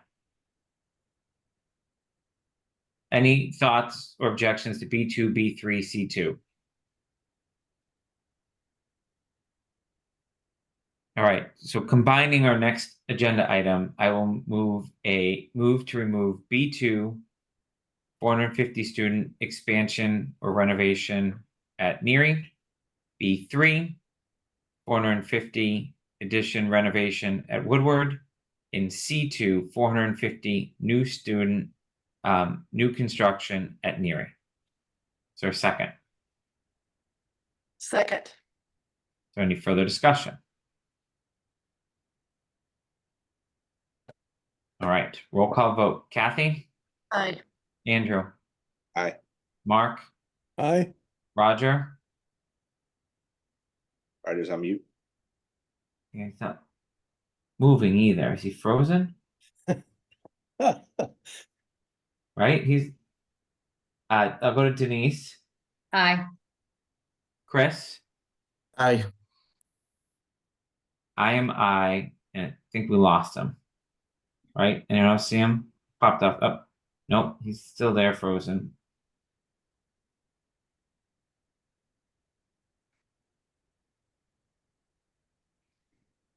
I'm gonna go with the 6-0 vote and keep going. All right, so let's talk about the additional, the ad reno for 305 students first at Neary. Thoughts around this scenario? I think that's kind of the one I was just talking about, so I'd like to understand that one. I think that's where Larry, what I talked about, would probably fall into that bucket, I think. I think if we built a 610 school, then we would need the extra space for parking or et cetera there. So I think keeping a portion of it would only kind of work in the 305.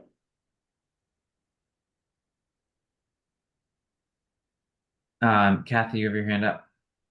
So I've got to put aside what Andrew said for a moment because I don't know how to factor that in. Given that the estimated costs we have in front of us, which is all we have, shows that the cost of the substantial renovation for both scenarios, 305 and 610, are virtually the same as a new school. I don't see why you take the risk of a renovation when you can get a brand new school for the same amount of money. So I would not support either B1 or B4 or B5. Again, I just want to look at that scenario. If you put it under C1 as an option, C1 A, B, whatever. I mean, what I'm looking at is basically new construction with keeping part of the building and not demolishing it. So whether that's B1 or C1, I'm indifferent, but Jim?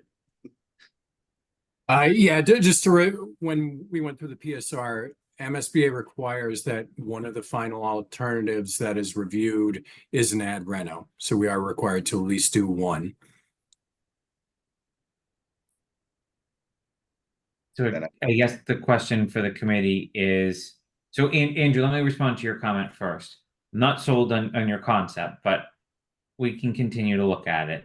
I think that's under C1, not B1 or B4. That's my opinion, but I'm not an architect. So if you want to explore that one further, I think that would be best done under C1, because I think we need to follow the guidance that Larry has given us, is that would have to be separate and distinct from any sort of school operations if we were to explore it. Yeah. So, Jim, we need to end up with 3 of these, right? At a minimum, yep.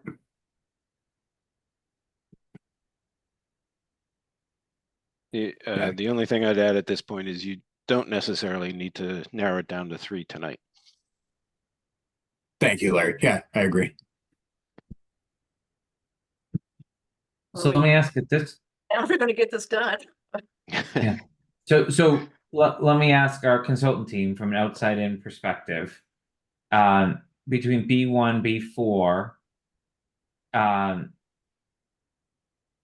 do you have any thoughts on whether it's a waste of time to continue to analyze those, or whether there is value to continuing to look at those?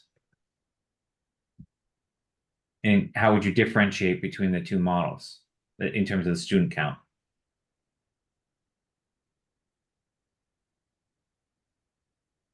Let's see, from our standpoint, the biggest question that we need to sort of sort out and present to the MSBA at least is the ad reno approach. Part of that is how much time does that take? Either by moving the kids out completely, which I think is the best scenario, but we run into the same issues we talked about a minute ago, or by saying, okay, we're going to move the kids around the building, sort of create an internal swing space.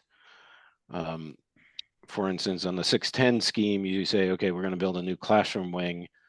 Then we're going to empty out the existing classrooms, renovate those, and then backfill that way. And so that is a consideration as you go through the process. We find it frequently adds up to something similar to, and Kathy, your point is about right, you know, it adds up to something similar to a new building, and oftentimes people are making the decision of a new build. But I think in many ways, both the MSBA wants to see it because that's their process and they like process. But there are probably folks in the community who will say, well, isn't that cheaper than, you know, an ad reno is cheaper than a new build. There's always that conversation. So, But that's not what you're showing us. So what you're saying, Larry, we got to keep either B1 or B4. If we're going to do C1 and C4, right? I'm assuming that for a second. We've got to keep B1 and B4 as the 3rd choice, as far as at least showing them we looked at a ad reno choice, right? that's my sense. Okay. Denise, Andrew, then Marianne. I mean, I think I agree when the numbers are so close together, having an ad reno really just an addition with some renovation, and we're still going to have a building, to Mark's point, that's got problems, and I don't like the idea of moving kids around. You know, when schools are a junior high and a high school years ago, we had double sessions. Can't do that with these little kids, and I think it is very disruptive. And I think that the school parent population would absolutely not be akin to that idea. And I would like, if we're going to spend the same amount of money, I'd like to see in the building. Andrew? I think for me in this line, I think B5, I think doesn't make much of any sense. I think B4, to Mark's point, is probably the only one that could be possible in terms of you could, build 305 student school next door, move the kids into that, renovate the other side, and then move the kids from the other school and, close the other one. So that's the only one that feasibility, in terms of that makes sense. Keeping a B1 just as a number for people to see, this is what it would cost just to do a base, kind of repair on Neary and not do anything bigger, might be worth the data. I don't think it's worth doing at all. I think the new, because it's so close to the new in terms of cost, but it might be good just to have. But I think B4 is the only real option in terms of an ad reno. B1 might be good just to have, if I could say that. Denise? No, I was done. I'm You're sorry. I done. didn't take my All right, go hand ahead, down. Mary I Ann. apologize. Sorry. Something to consider that anytime you have a renovation project, you with an ad reno, you typically try to do your addition first. What becomes the challenge is how many phases do you need for the ad reno to prove this out? And some people are able to do it in 2 phases, and I've seen projects where they've done it in 5 phases. So the longer it goes out in time, you're actually, it becomes a higher risk project, because then you're being exposed to market conditions. And we learned from that with COVID when things were okay over about a year or so, but then for the projects that were out 3-4 years in time, those were the projects that actually suffered because the market conditions. There were the storms, there was what happened in the Suez Canal on top of COVID, and it became very unpredictable. And at least with a more manageable phasing of the project, to understand that how many phases you could do it in will tell you how much risk you're taking on for the project. And so I think that's something to be evaluated in both of those scenarios. I think it's worth evaluating that, and you may arrive at it very quickly to say too many phases here, we're going out too far in time, and there's that escalation factor and the unpredictability of market conditions going out that far out, because you have to remember that you're going to have, let's say, a year and a half of design, and then you're going to have construction. And whether that's 2 or 4 years, something like that, you can see where I'm going with this. It becomes riskier over time. And I think I'm hearing it loud and clear that what you're looking to do is mitigate risk and try to manage where you think this is going to the best of the team's ability.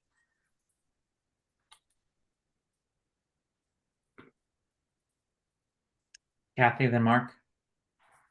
So Mary Ann, thank you for that, but we don't have 2 different schedules here, one for reno, one for new construction. What I think you're trying to say is new construction should be faster, because you're not having to move people around and face things.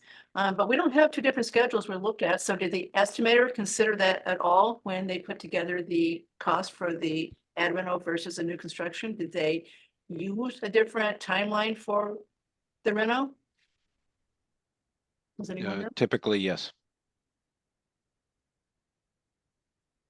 And I'm not sure the dates, we'd have to look at it, but usually there's a longer construction period that affects your general conditions, your escalation rates.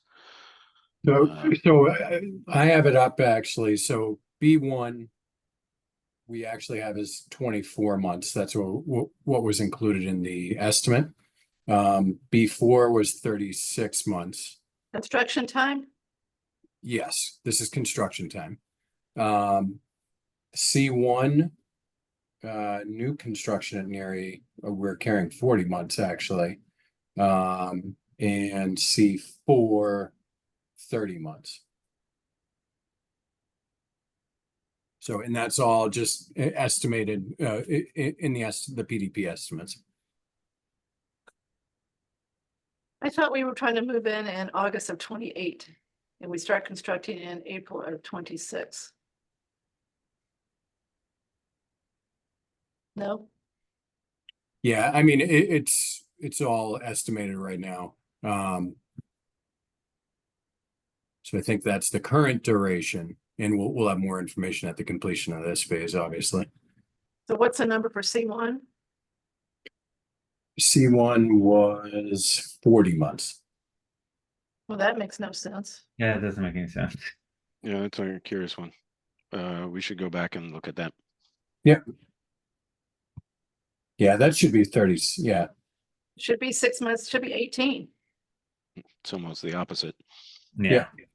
yeah. It- We'll something to take a look at consider that. too- Yeah, something that needs to be looked at is, are you building new and then tearing down and restoring the site afterwards, and that gets included into the duration. But yes, Yeah, that, I mean, that should our- be looked at. There's inefficiencies to building a smaller school. You're rotating all those trades through there. That might be, I would have to look at what the assumptions are, Jim, and you and I and Larry. Katie can look at Yeah. this. Yeah, we can confirm those during. Cannot be right. And we had been laying out the building in a way that it could be constructed on the field. We could always, it may be touching the existing building right now, but that can always be finessed if we're trying to keep the building in place while we're building the new. Let's not guess on the fly here. Let's come back on these numbers. I don't think it's gonna impact where we go tonight. It certainly will impact what assumptions are in the cost estimates, as we go forward, though.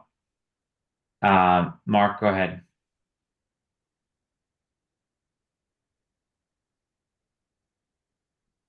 You're on mute. You're on mute. Good grief. The ad reno, my preferred would be B4. I think you possibly could work with the kids in the school under that basis. And I'm thinking back to my old hometown, where junior high, it's gone through 3 ad renos, and the existing school is still there. So it can be done. But B1, it just, I can't see it working at all. So if I had to eliminate one, it would be one and keep B4, and that becomes our ad reno project, which we have to show to MSBA.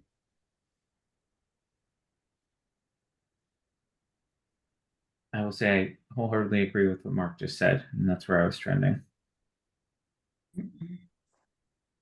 Does anyone have a differing view on B4 versus B1?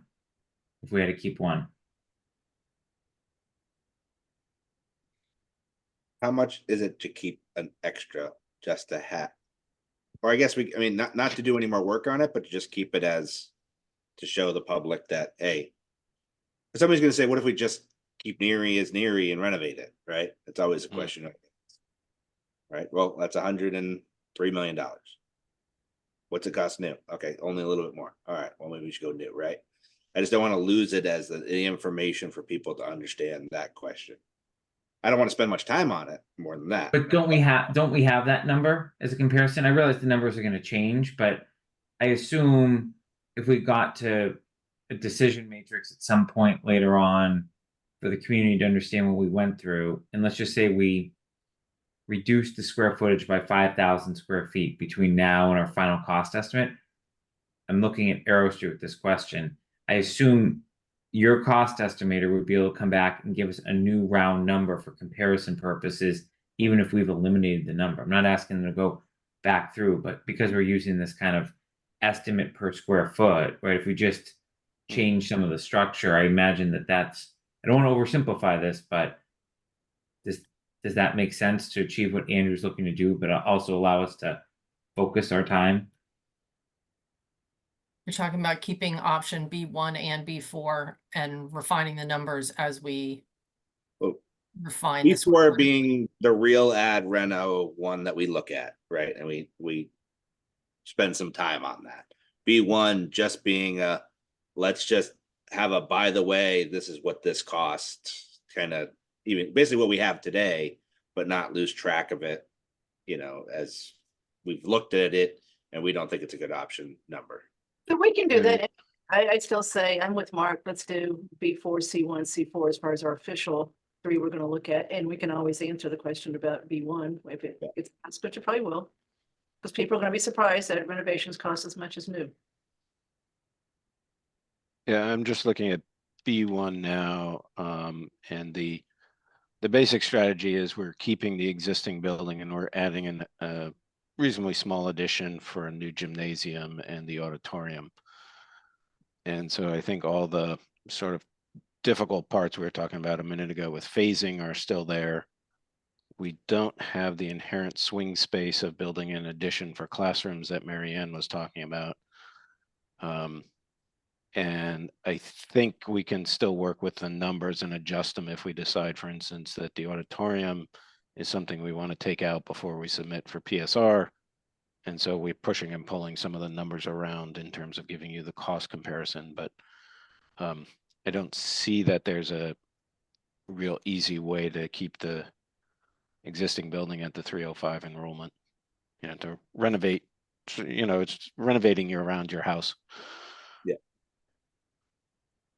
All right, so I'm going to move that we remove B1, the 305 student addition renovation at Neary, and B5, the addition renovation for 610 students at Woodward. Is there a second? Second. I heard Mark. So Mark, I heard someone else too, but Mark will second that one. Is there any further discussion? Okay, roll call vote. Kathy? Aye. Andrew? Aye. Mark? Aye. Denise? Aye. Roger? Aye. Chris? Aye. And I am I as well. Did I get everyone? All right. Does anyone want to have a discussion on C1 and C4? Could I just, Greg, Keith, this options still look good to you guys? A little quiet, just thumbs up is fine. All right, great, perfect, that's all I needed.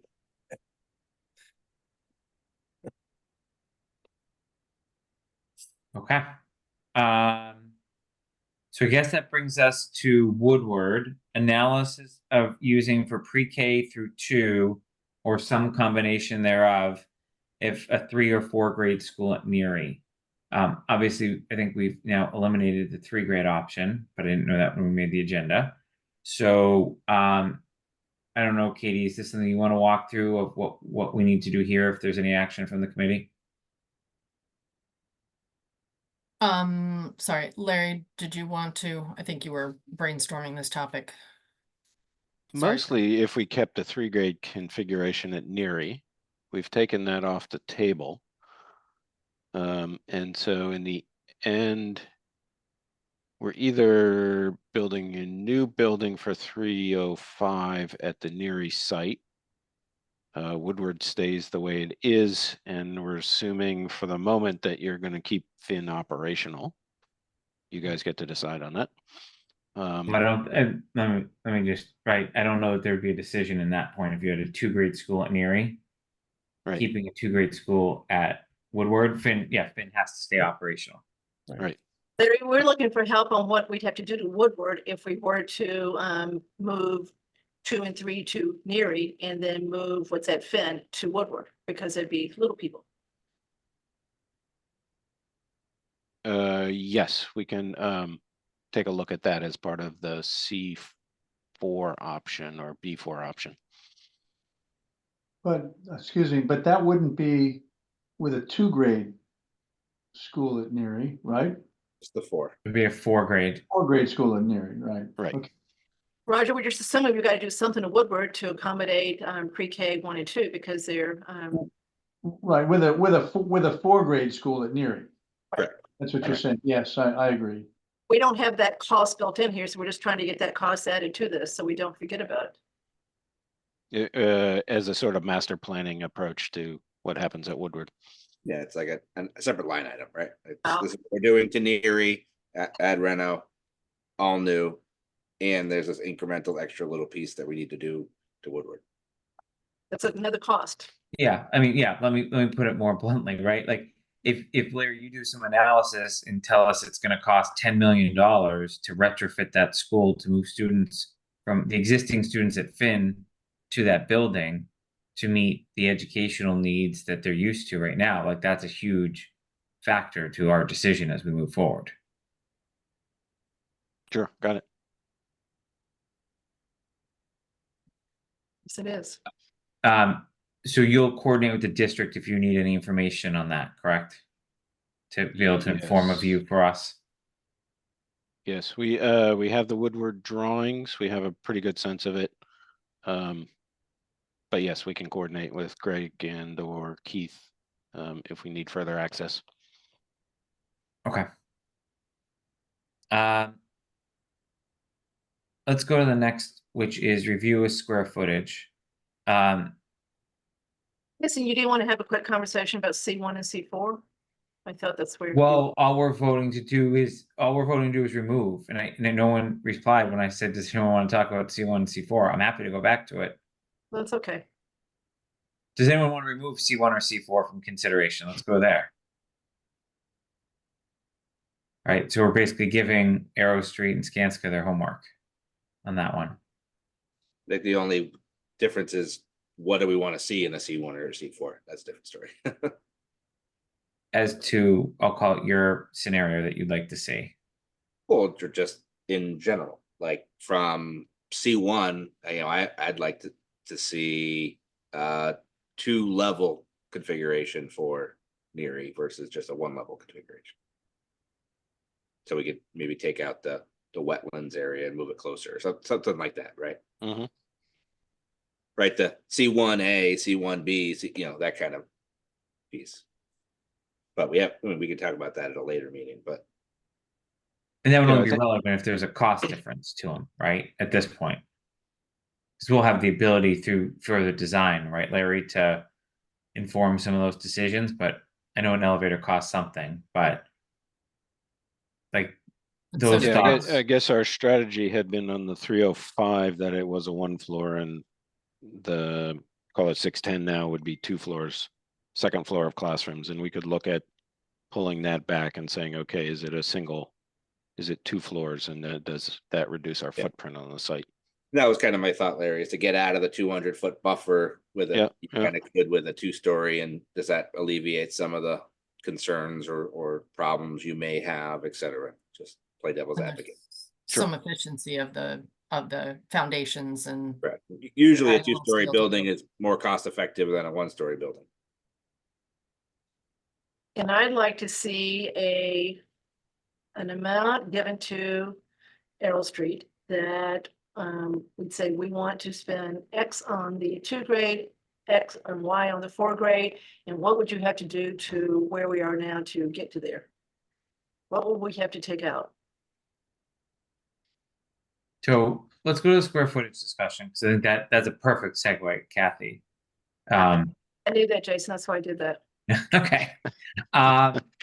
So my suggestion, based on where we're at in the evening, and I think the tremendous progress that we've made, I don't know if Greg or Stephanie, in combination with Larry and Katie, can just update the committee on what you've been doing, what you've been talking about, and where it's directionally headed, so that we know what we may be seeing, hopefully at the next meeting, in terms of square footage and what options you think may be forthcoming to the committee, which then I think answers Kathy's question about what we want to see in C1, C4. So maybe I'll go to the district first, and then let the Arrow Street team and Skanska team react to whatever they say.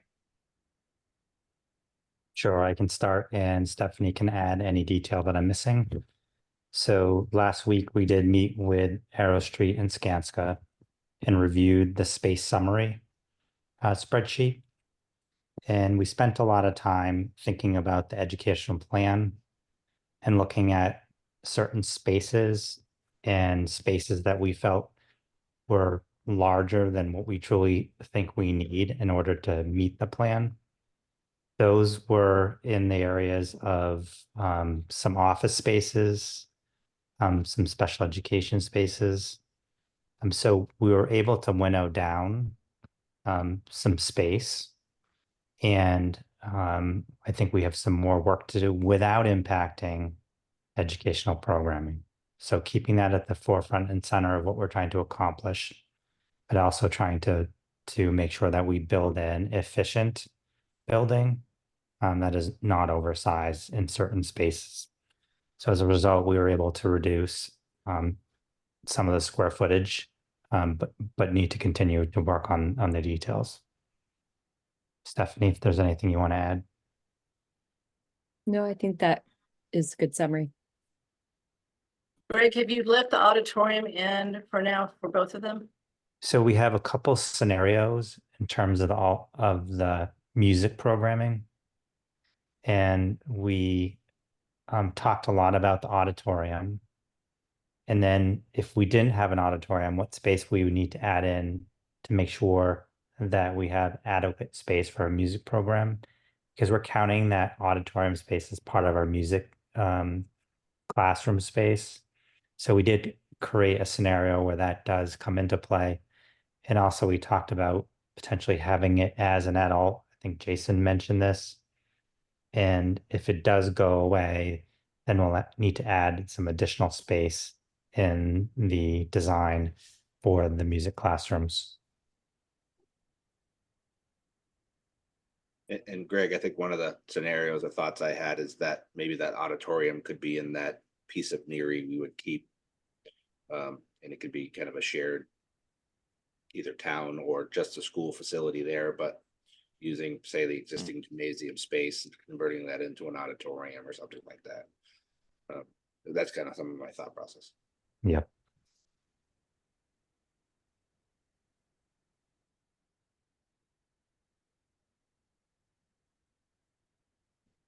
Any comments or questions? Katie, do you expect that to be, I know you're reconciling what Greg and Stephanie had done. Do you expect we'll be ready for that discussion on the 17th? Yeah, I think so. I had a few questions that I forwarded along so that we can be on the same page. And then, yeah, we can present what we have as a summary. I'll also reduce it so that we're taking out 450 since now we don't have any of those scenarios. I think that'll simplify the numbers that we're looking at a little as well. But we'll have a summary ready for discussion for the 17th. And just to be clear, just so the committee has what they need, it's going to have a summary of how we use the space currently at the existing Neary, bridging that to a 305 population, and then taking that and doubling it, obviously, for the 4-grade configuration. Those would be kind of what everyone will see by space, right? To understand where any increases are, any decreases are from the existing facility that we currently occupy. So we're just to be clear, it's not by single space. We're doing it by the headings that the MSBA spreadsheet. Yeah, that's what I meant. Yeah. Yeah. So like core classrooms, special education, we're not going to go room by room. Understood. Yeah, I think just the committee needs an idea of where we're proposing to add space. We'll let the educators explain why they think that's justified, but also there's potential reductions too due to inefficient use of existing space. So, and then we'll see the efficiencies obviously as we double the program. Go ahead, Marianne. One of the things I wanted to also put out there, since we're looking for efficiencies, is if there's an opportunity, now that we're narrowing it down to a handful of options, not a dozen options, to look at utilization and scheduling. I mean, experience in the past with, it's a way to confirm you have the right amount of space, not too much, not too little. And I think in scheduling the building, there's an opportunity to see that. I've seen on projects where they realize the savings of 6 classrooms. So if you start to look at your utilization that way, there might be some opportunities there as well. Thank you. Any further comments on that? This last one, I think was a catch-all, but Katie, Jim, team, is there any discussion of the process to finalize the program that we haven't already discussed tonight? I think that was I- about talking about the, what you just described as far as meeting and talking Yeah. about what we'd already discussed. Mary Ann's point about utilization, I think that's part of what we talked about, that's going to be considered. And then presenting it here so that everyone can see sort of where it lands. So are you saying at the next meeting of the full committee, Stephanie and Greg and Errol Street are going to have gotten it down to what they think is still palatable and still works? And it can't go any further. This is how far down we can go, square footage wise? I would say that we would have our a good idea of the space and making sure that the educational plan can be come to fruition.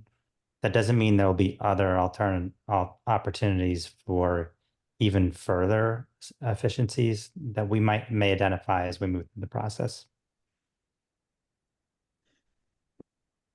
That's a first cut, Kathy. Yeah, and Better then way of saying what it. we Thank need you, to Pete. do is further refine the construction schedules based on the months that we had in the squares. So we really try to get that right so that we can reflect that in the spreadsheet as far as estimated cost.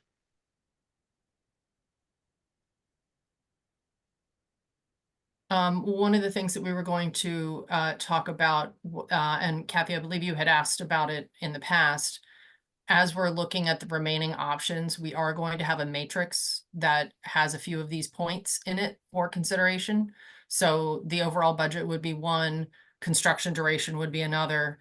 Those sort of things will be in the ultimate matrix for choosing. So we'll start to gather that sort of information. So that information is all presented in one place. You can see all the options against each other.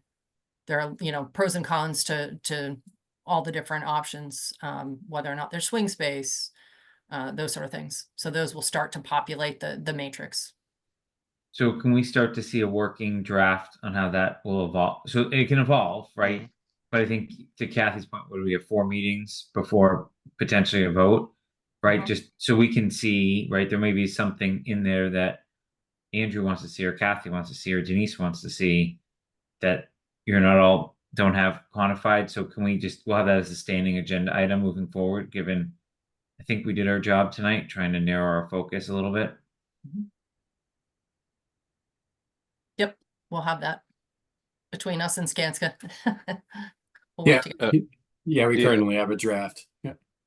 The other Go thing, ahead. frankly, we're looking forward to, we're pushing our team on is going through the site issues in pretty close detail on the 17th.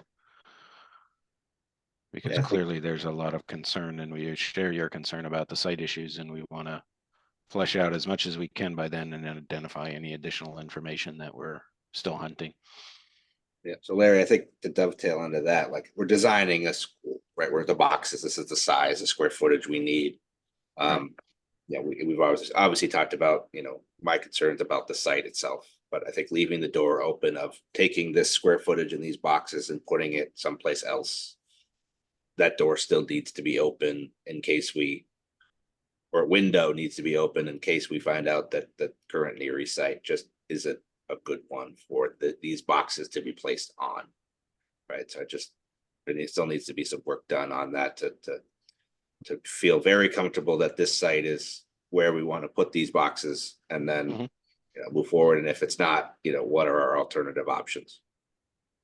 I just have a hard picture of horror of all those trucks driving up and down the newly paved Parkerville Road, in and out with kids in school all day long. It just sounds horrible to me. So anyway, but I am open-minded. I think we have experts here that have done this a few times with much more cramped sites. I'm not talking about the site issues, but I share the concern, as I will have a child in that school the entire duration of the project. at least one. So, yeah, I think we know there's a tough road ahead there in terms of phasing. There's also another school adjacent to it, right? That is completely out of the scope of this project, but uses a shared access drive. So, okay, let's go on to public comment. Is there any public comment? Go ahead, Tim. Hey guys, I'm not sure if you discussed this before or not, but I'm kind of curious about a capital item I remember hearing about a couple of years ago for doing like the cost of doing nothing essentially. If we just fixed Neary as it stands, I don't know if that's been discussed, but it would be a nice public option for whatever those capital items were. I believe it was a windows and a roof, and maybe there was something HVAC related on there. But I remembered it only being like 2 or 3 million as a cost, and I don't know where that stands today or where it would be. I'm vague on it, so I'm not positive I'm saying the things correctly, but I'm curious about the cost of doing nothing. I know it's not the popular idea, but what that would cost to just keep the building as is functional for at least the foreseeable future. We talked about this a little earlier under the base repair option. I don't know that we know what the cost is of just those 3 items, Tim, that have been carried on the capital plan for, gosh, 5 to 7 years before we entered even the feasibility study. And those have obviously changed since. But if we do that, we fail to meet the educational vision in the updates needed to make that facility appropriate for the grades that it has. So I think that would be my initial reaction to the comment. I don't know that we have the latest cost estimates if we just did a roof or windows, but I'm sure that we could pull it out of the cost estimate of the base repair option that has already been costed out. Yeah, yeah, I think as if there was a trade-off or everything that comes along with what that cost of doing nothing option would be, I believe it would be of public interest. Okay, thank you. Denise, we can't react to public comment other than Okay. I only felt comfortable just because we had talked about the base repair option earlier in the meeting. All right, is there any other public comment? All right, meeting schedule, we're gonna meet on the 17th as a full committee. That will be virtual. And I believe 1 or more subcommittees, at least 2, will meet in between that time period. Yes, Larry. Just a quick request, if we could, the communication subcommittee, if you could think through when you think it makes sense to have public forums and give us some heads up, because we would like to plan for those as we figure out our work program heading into June and particularly in July. So just a little nudge there. If you can give us that input sooner rather than later, that would be great. Yeah, we'll get a meeting on the calendar tomorrow, either later this week or early next week, depending on availability. I do think probably you or Katie or someone from your team should just join that meeting. We're usually pretty quick, 30 minutes to an hour, just because I think the committee is going to want to hear what you'll have ready at certain points. Sure. Right. No, happy Because to do that. I think the community wants to react to something as opposed to, right, talking theory, which is what we were doing in some of the earlier open forums. Yep. No, I think that makes imminent sense. Just let us know what makes Okay. sense at your end. Okay. So other business that anyone wants to conduct tonight? All right, I'll make a motion to adjourn. Is there a second? Second. Roll call vote. Kathy? Andrew? Aye. Denise? Aye. Roger? Aye. Chris? Aye. And I am Mark, sorry. Aye. And I am I as well. Did I get all 7? Keep shifting on me on the screen. So, all right, we are adjourned. Have a good evening. Thanks for the discussion tonight. Good night, everyone.